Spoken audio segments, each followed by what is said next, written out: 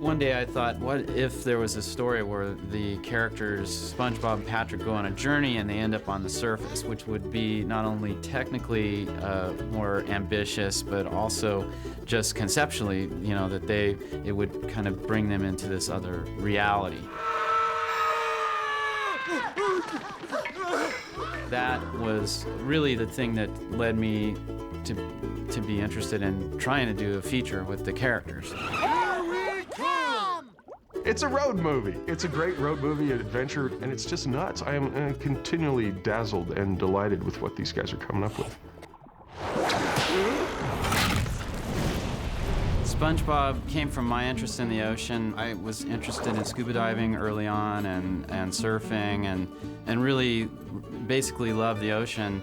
And it's just the most fascinating place. But I also am interested in animation, so really SpongeBob is a combination of these two things that I really enjoy. I was interested in doing a show that starred one character that was kind of an innocent, based on some of the classics like Chaplin and Laurel and Hardy, that sort of humor where these childlike characters unhinge everybody around them.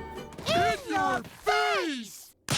It dawned on me that a sponge was a really odd animal, and that would make a really strange, oddball kind of the center of the world. Look at this little guy. That's really where that idea of doing a character about a sponge came from. Originally, SpongeBob was going to be a realistic sea sponge.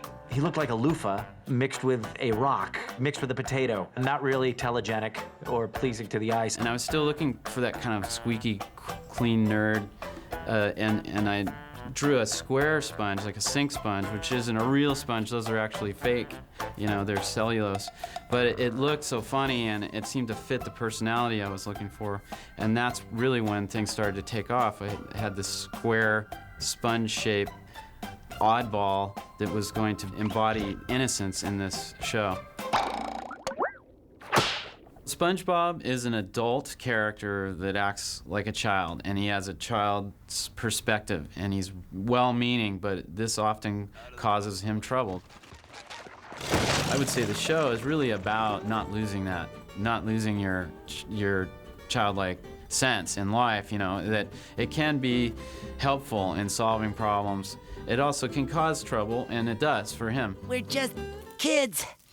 A couple of kids in way over their heads. He is this innocent character. He lives in a pineapple next door to a guy that lives in this Easter Island head-like house, obviously the curmudgeon in town, and that makes for a lot of interesting stories.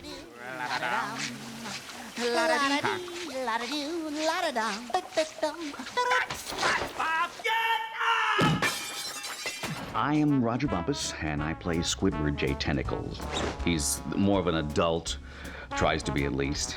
I listen to public radio. He's an octopus, but they call him Squidward. I've never understood. I guess Octoword just didn't work for a name, though. But he's a kind of, I always likened him to the Mr. Wilson to SpongeBob's Dennis the Menace. Too bad SpongeBob's not here to enjoy SpongeBob not being here.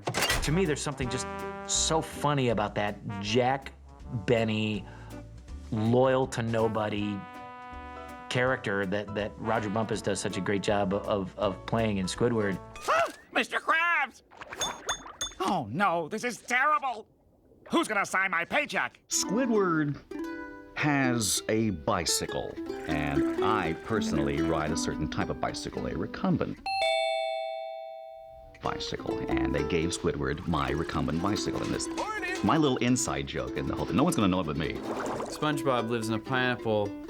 His neighbor is Squidward, the squid that's a curmudgeon, and then next to him is SpongeBob's best friend, Patrick, who's probably the dumbest guy in town. He lives under a rock, literally. Patrick is one of the denizens of Bikini Bottom. I'm good buddies with SpongeBob, and we have lots of misadventures. This one goes out to my two bestest friends in the whole world. Patrick and his big peanut guy. Everyone knows that Patrick is adult. Did you see my underwear? No, Patrick. Except SpongeBob. Did you want to? SpongeBob thinks Patrick is a genius. SpongeBob thinks that all Patrick's ideas are good ideas. I have to use the bathroom. That Patrick is a smart guy, that Patrick knows what's up. I'm supposed to get a toy with this? Patrick is a gamer. Thanks. Patrick is definitely a gamer. And it's an interesting world that it has kind of a childlike, I think, experience of the world around them without the guise of supervision. It's kind of like kids living without parents in a way. I guess you could say that maybe Squidward and Mr. Krabs provide kind of the voice of authority. What I'm trying to say is, you're just a kid. But they're not parents, though, so it's kind of a freakish scenario, I think, in that way. Hello, I like money. I play Mr. Krabs, SpongeBob's boss, and the only real adult in the regular cast. $101 for a Krabby Patty? With cheese, Mr. Squidward, with cheese. Mr. Krabs is interested in the very mature area of commerce. He's only driven and motivated by money and the acquisition of money, and he hires slave labor like SpongeBob and Squidward, and the only person that he doesn't hire is Patrick, because Patrick's just too stupid to work for nothing. I love being purple! And we've all had this kind of boss who's just avaricious, greedy, rapacious, and he's the type of person, again, a good guy. Nobody in SpongeBob's world is unrelentingly, unsalvageably evil, but Mr. Krabs represents that aspect of humanity that thinks that getting rich and having money will solve all his problems. King Neptune is riding toward the Krusty Krab at lunchtime. He's got money. We added a couple new characters to the movie. I play King Neptune, who is sort of mean. He's incredibly bald. And notice it bald. He's in denial because he has no idea that he's bald. What does this crown do? Covers your bald spot. Which I don't relate to, because I've never been bald. This crown does much more than cover a slightly receding hairline. If I were bald, it would be terrible, but I'm not bald. King Neptune is somewhat, I would say, old-fashioned. He rules by, with the iron fist. Eugene Krabs, your 6-day reprieve is up, and it is time for you to die. And Mindy is more progressive. Mindy is his daughter, a mermaid, who will one day be queen of the sea. This crown entitles the one who wears it to be in charge of the sea. One day, you will wear this crown. I'm gonna be bald? Thinning! I play a character named Mindy. She's a mermaid, and she's not a traditional mermaid. She's very independent, and she's very strong-willed, and she's very, she's a good person. She's got a good heart. And she's kind of just like a regular kid, I guess, except for she's got tail fins. Daddy, please, I think you're overreacting. Silence, Mindy! My dad's this sort of tyrannical, kind of a very pig-headed, sort of big iron-fisted force. And my character's like, oh, come on, Dad, like, can't you just try a little bit of, like, compassion for once? That would be nice. Can't you just try to feel something for these little sea creatures? And he's like, no, Mindy, no. There is nothing else I can do. You can give SpongeBob and Patrick a little more time. Except give SpongeBob and Patrick a little more time. Nobody in SpongeBob's immediate circle of pals is a bad guy or an evil person. Plankton, on the other hand, is evil to the point that he sees being evil and taking over the world as his manifest destiny. I'm busy planning to rule the world! I'm Mr. Lawrence, and I play Plankton on SpongeBob SquarePants, huh? Pretty good. It's a good gig.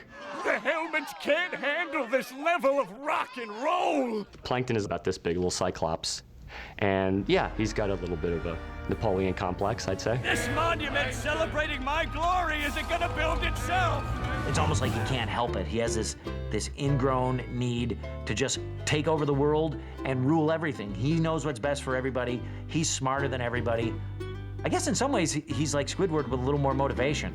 Anything that drifts is considered plankton. I think it's Greek for drifter, the word plankton. So he is a specific plankton known as a copepod, which is a really common small crustacean.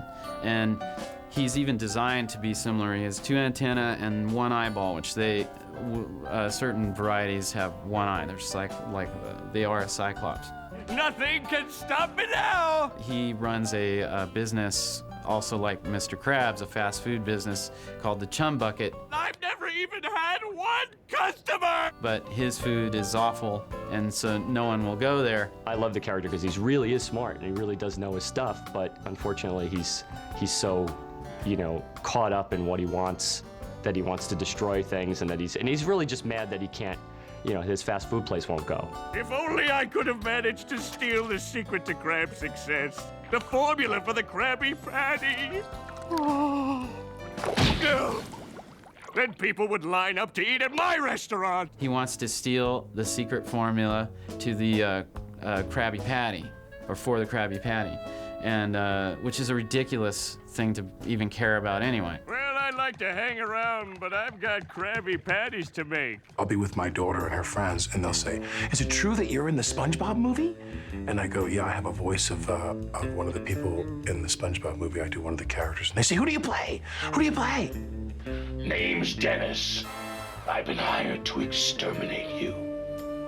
Who works for Plankton? And as soon as I play Plankton, they're all like, "Ooh, Plankton." Plankton was very specific. Plankton? Ooh, we hate Plankton.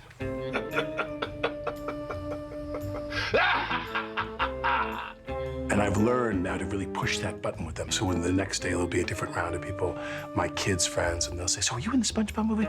And I'm like, "Yeah, I work for Plankton." And they all go, "Oh, Plankton." They hate Plankton. So I'm learning more and more about where everybody fits in the SpongeBob world. That was beautiful, but we got S a little too hot. I'm gonna come out there and kill the sound man. Let's do it again. When you set out to do a movie, there should be something special about the movie, I guess the hook of the movie. What's the hook here? And I think the hook is that these guys are going to take a major leap into live action, and for us, technically, that's a huge thing. We never really had the characters running around in a live action world, so that was presented an interesting challenge, and I think that for the audience, I would hope that it's a payoff, that they're going to see something that they would never see during the series. Oh no. How will we ever get back to Bikini Bottom now? I got this phone call from Steve, who created SpongeBob, and called me up and said, "Hi, we're doing a picture called SpongeBob, and we'd love you to be in this." And I said, "I don't care what the part is, I'm in." Because when I mention the word SpongeBob around my household, my kids go crazy. I've seen the show, I love the show, but mainly it's because my kids said, "Dad, you gotta do this one." And I love Nickelodeon. I think it's a really positive thing for kids. And so I was really honored and happy to do this. Look up like that, like, yeah. Oh, yeah, please do it again. Here we go, picture. DH, as I like to call him, meets Patrick and SpongeBob at the edge of the beach, and they're trying to get back with the crown, and they don't have any way to get back, and so Hasselhoff shows up, and he's like the superhero, coming to offer them a free ride back. Action! I can take you there. Who are you? I'm David Hasselhoff. SpongeBob says, "Hooray, who are you?" And I go, "I'm David Hasselhoff." And I went, "How weird is this?" So where's your boat? Boat? You guys. Good, and cut. Somebody said, what if he doesn't have a boat? And so he just swims, and basically Hasselhoff comes running down the beach when they need help and puts him on his back and swims to Bikini Bottom, which is out in the middle of the Pacific.